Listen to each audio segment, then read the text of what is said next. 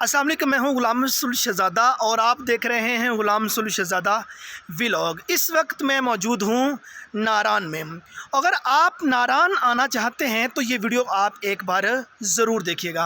हम लोग ईद के तीसरे दिन घर से नारान कागान के रास्ते से होते हुए सकरदू की तरफ निकले और कागान से लेके नारान तक पहुंचने में हमें कम से कम 4 से 5 घंटे लगे यहाँ तक आने में।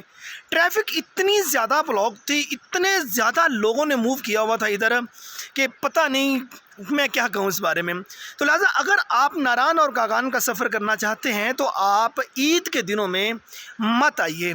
मतलब कि आप अगर ईद के दिनों में आते, एक तो आपको यहाँ के होटल जौन से वो बहुत महंगे मिलेंगे।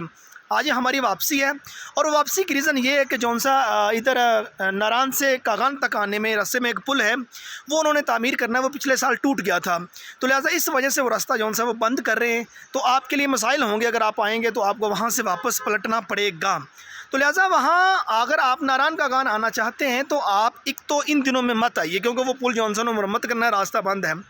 दूसरे नंबर पे ईद के दिनों में ना आइएगा। एक तो आपको होटल बहुत महंगे मिलेंगे, 10-10, 15-15 हज़ार रुपये वो एक रूम का चार्ज कर रहे हैं। ये नारान के अंदर जितने होटल बने हुए हैं, जो बाहर हैं वो भी तकरीबन 7-8 हज़ार रुपये जौन सा वो चार्ज कर रहे हैं।